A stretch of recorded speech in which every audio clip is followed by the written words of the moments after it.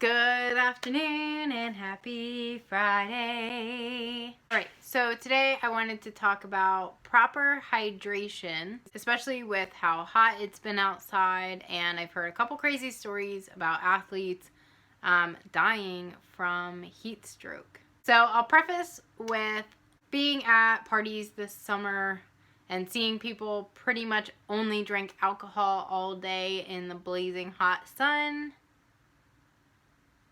That's not good. It's okay to enjoy yourself, but you got to stay hydrated. You got to drink water. So I'm going to talk about that kind of stuff and how you can prevent it. So I first really just want to start with anything exercise based. So that's mostly what this is for. And then I'll touch base a little later on that whole being at parties tidbit. First of all, when you know you're going to be performing physical activity, you want to be pre-hydrated, so you don't want to start hydrating after you initiate the physical activity.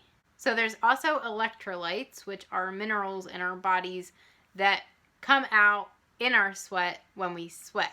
So these electrolytes have a purpose in our bodies as well, so they also need to be replenished, not just regular water. The amount of electrolyte replenishment needs varies dependent on your sweat rate. The electrolytes are sodium, magnesium, potassium, chloride, and calcium. Okay, so sweating is made of water and electrolytes. It's your body's way of cooling itself down and varies dependent upon the person and also the type of physical activity being performed. You can estimate your sweat loss if you weigh yourself pre-workout and post-workout.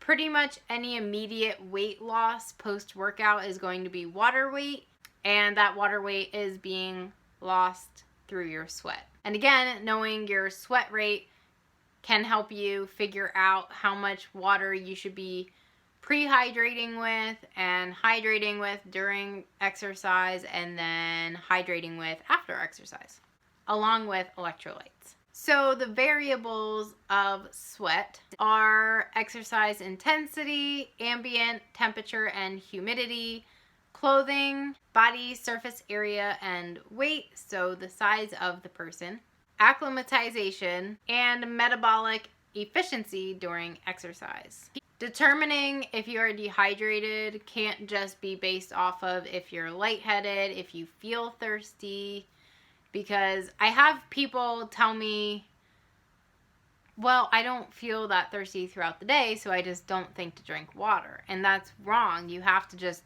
drink water, because just because your mouth isn't dry doesn't mean your body doesn't need water.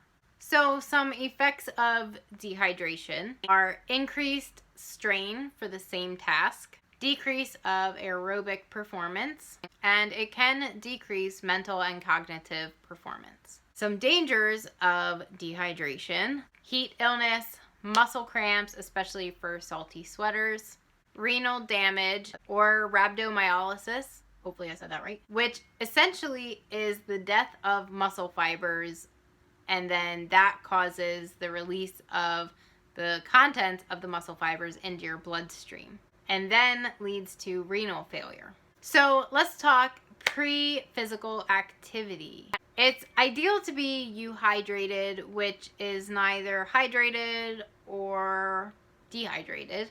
You are at a balanced body water content. So if you're not euhydrated, then you want to drink about 4 hours prior to exercise. If your urine is dark or absent, you want to drink more around 2 hours pre-exercise. You also don't want to restrict all salt from your diet. Like I said, sodium or salt is an electrolyte and helps in the retention of water, because we do need water in our bodies. We can't just pee it all out and dry up like SpongeBob in Sandy's dome for the first time.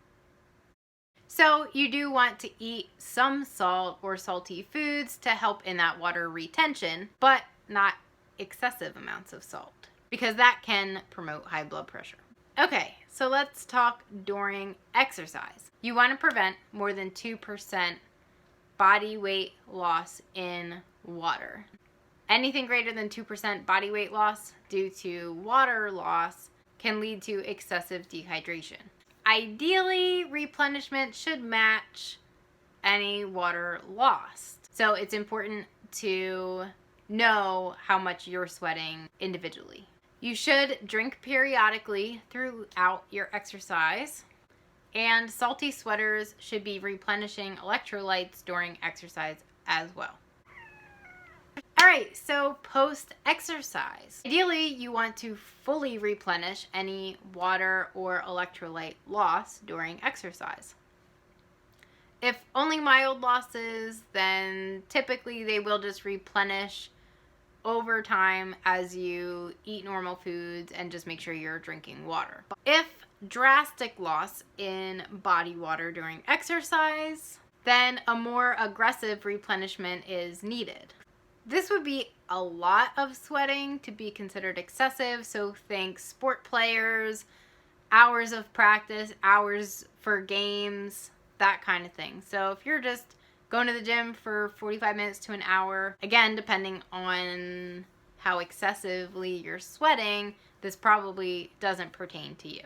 So if only water is being replenished and not electrolytes, then this leads to excessive urination, therefore leads to delayed euhydration, aka your body water amount being balanced.